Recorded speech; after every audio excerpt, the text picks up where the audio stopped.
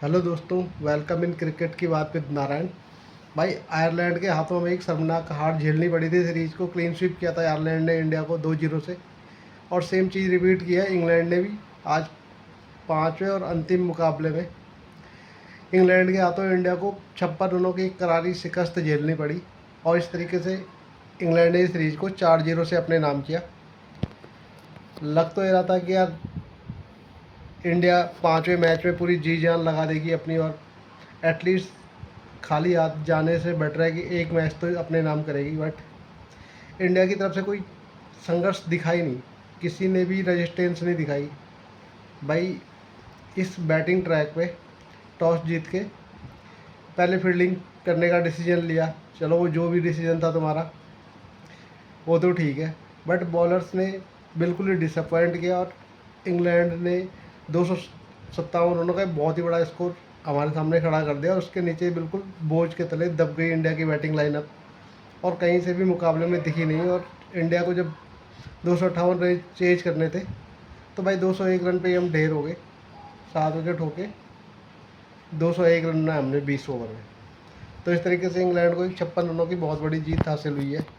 तो दोस्तों, इस वीडियो में हम बात करेंगे इसी मैच के बारे में, और इंडिया की सीरीज में क्लीन स्वीप होने के बारे में, और जानने की कोशिश करेंगे रीजन क्या रहे हैं जो हम इंग्लैंड के हाथों भी क्लीन स्वीप हो गई। उससे पहले आप लोगों से एक छोटी सी रिक्वेस्ट, अगर अभी तक आपने चैनल सब्सक्राइब नहीं किया तो चैनल को सब्सक्राइब करिए, वीडियो को लाइक करिए और शेयर करिए।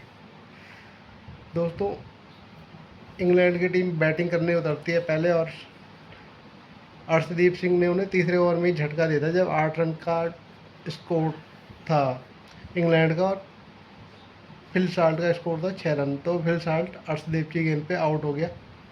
तो उस टाइम लगा कि यार इंडिया शायद इस मैच में ज़बरदस्त वापसी करेगा और इंग्लैंड को बेहद कम स्कोर पे रोकेगा। बट हैरी ब्रूक ने कदम रखा तीसरे नंबर में, और दूसरे एंड पे जॉस बटलर खेल रहा था, जो कि स्ट्रगल कर रहा था पिछले पूरे एक साल से। इंडिया के बॉलर्स ने इतनी बेवर्ड्स बॉलिंग करी कि जॉश बटलर को भी हम फॉर्म में ले आए, और इन दोनों के बीच में एक 233 रन की बहुत बड़ी पार्टनरशिप हुई, जिसकी बदौलत इंग्लैंड 257 रन स्कोर बोर्ड पे लगाने में कामयाब रहा।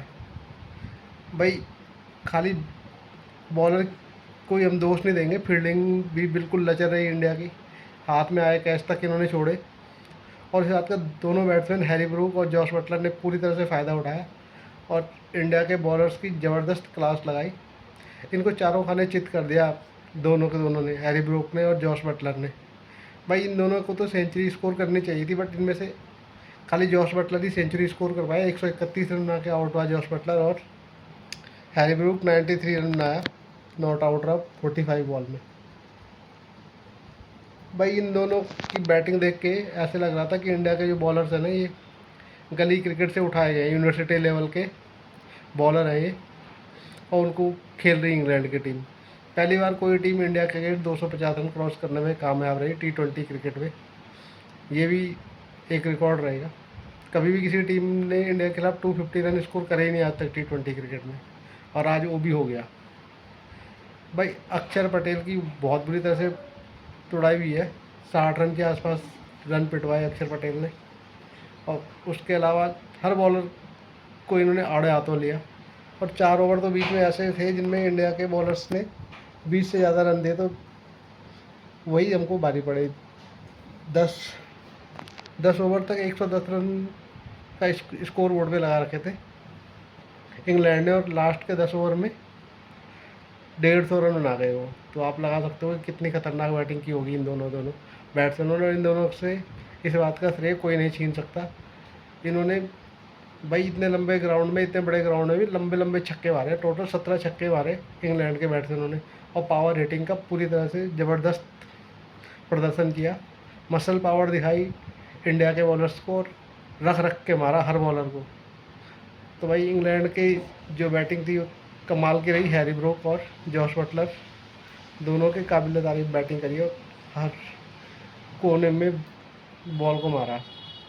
उसके बाद जब बारी आई इंडिया को 258 रन चेज करने की, तो भाई अभिषेक शर्मा फिर से अपना विकेट दे बैठा, और वही अपना गलत शॉट खेल के आउट हुआ, जैसे वो आउट हो ही रहा है सीरीज में पूरी तरह से। इस बार भी वैसे ही हुआ, जोफ्रा आर्कर ने उसके मैच के तीसरे ओवर में ही आउट कर दिया। इंडिया का स्कोर था 25 रन। आज ओपनिंग चेंज की थी, वैभव सूर्यवंशी की जगह पर संजू सैमसन को दोबारा से मौका दिया गया था और संजू सैमसन लय में लग भी रहा था कि वो लग रहा था कि संजू सैमसन यार बदला लेगा इन सेलेक्टर से और गौतम गंभीर चंगू से, बट वैसा हो नहीं पाया क्योंकि स्कोर बोर्ड पे इतना बड़ा टोटल लगा होता कि 257 रन का उसको चेज करना था, तो हर बॉल को तो मारना ही मारना था। तो संजू सैमसन रन गति को तेज करने के चक्कर में अपना विकेट दे बैठा, 14 बॉल में 27 रन आके आउट हो गया। बट जिस तरीके की स्टार्ट मिल गई थी संजू को, पारी लंबी ले जानी चाहिए थी संजू को।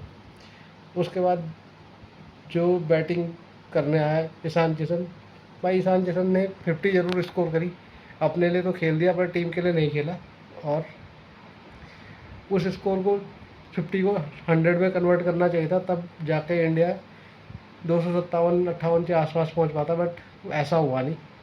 श्रेयस अय्यर भी कोई खास कमाल नहीं दिखा पाया और तिलक वर्मा आज थोड़े बहुत लाइव में दिख रहा था, तब उसने भी 50 ज़रूर स्कोर करी, बट तब तक तो मेला लुट चुका था, उसका कोई मतलब ही नहीं बनता। बट इन 3-4 प्लेयर को यार इतनी शानदार स्टार्ट मिलने के बाद उसको बड़ी पारी में कन्वर्ट न कर पाना, ये मेन रीज़न रहा है कि इंडिया इस मैच को जीत नहीं पाया। इनमें से अगर कोई भी बैट्समैन, चाहे वो संजू होता या ईशान किशन होता या श्रेयस अय्यर होता, इन तीनों में से कोई भी एक बैट्समैन उस स्टार्ट, जो इस तरीके की उन्हें स्टार्ट मिली थी, उस स्टार्ट को भुना पाता तो इंडिया 257 के आसपास तो ज़रूर पहुंचता। इतनी बड़ी हार नहीं होती 56 रनों की। और इंग्लैंड के बॉलर्स की तारीफ़ करनी पड़ेगी, भाई कमाल की बॉलिंग की इंग्लैंड के बॉलर्स ने। जोफ्रा आर्चर ने विकेट तो भले ही एक लिया, लेकिन इंडिया के बैट्समैन को बिल्कुल डरा के रखा। दूसरे एंड पे भाई जॉर्ज टंग ने भी एक ही विकेट लिया, सैम करन ने 3 विकेट निकाले, और जो संजू सैमसन का बेस कीमती विकेट था वो भी सैम करन को ही मिला। वहीं से इंग्लैंड की जीत के रास्ते आगे बढ़े थे। आदिल रशीद, जहाँ इंडिया के बॉलर्स